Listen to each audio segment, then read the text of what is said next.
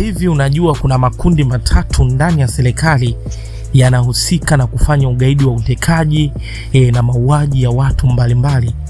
Hii ni taarifa ya siri kabisa kutoka kwa Hilda Newton. Huyu Hilda Newton ametajwa hata na baadhi ya viongozi kwamba ni mtu ambaye anajua vitu vingi sana vya serikali. Taarifa hiyo inavujishwa na nani kumpelekea huyo Hilda Newton?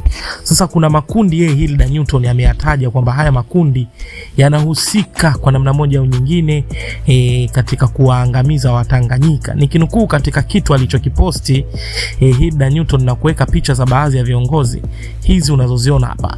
Anasema hivi, kuna makundi matatu ambayo Nduli Idi Amin Mama anayatumia kufanya uhalifu dhidi ya Watanganyika.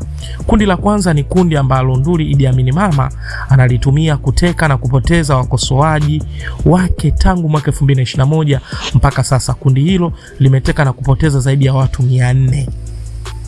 Akiendelea na hii story anasema kundi hili linaongozwa na ushirikiano baina ya TISS, hawa ni wale usalama wa taifa, na jeshi la polisi Tanzania, ambapo kwa upande wa jeshi la polisi mastermind wa utekaji ni Faustin Mafwele, na upande wa TISS kuna Tobias Mwesiga ambaye alikuwa mkuu wa dawati la siasa, ila kwenye haya matukio ya utekaji Mwesiga yeye alikuwa mratibu, ila kwenye utekelezaji ndo unamkuta Mafwele na kikosi chake.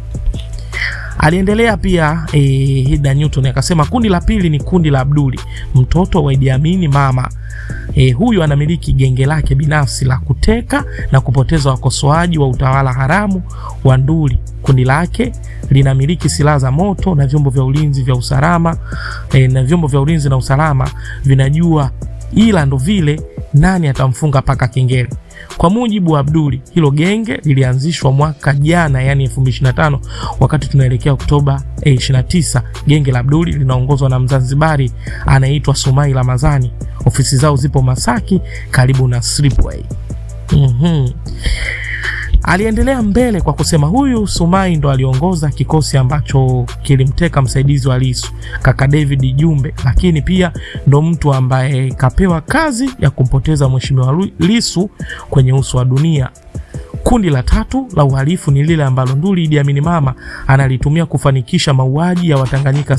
Alilitumia kufanikisha mauaji ya Watanganyika siku ya uchaguzi wa Oktoba 2025, siku hiyo tarehe 29. Anasema ambapo kwa upande wa TSS mastermind wao alikuwa Fadhili Saga. Huyu alikuwa mkuu wa operation wa TISS, japo sasa hivi kawekwa bench, na upande wa jeshi la polisi kulikuwa na IGP Wambura pamoja na Awazi Juma Haji, lakini huyu Awazi ndo alikuwa mastermind wa jeshi la polisi kwenye mauaji ya Oktoba 29. MRPC wote walikuwa wanapokea order direct kutoka kwa Awazi Juma. Mbali na hilo, kwenye hili kundi la wauaji wa Oktoba 29, ukiachana na polisi na TISS, wengine waliongezwa ni KMKM na wale wanajeshi mamluki kutoka Uganda. Hawa KMKM hiki ni kikosi cha magendo huko Zanzibar.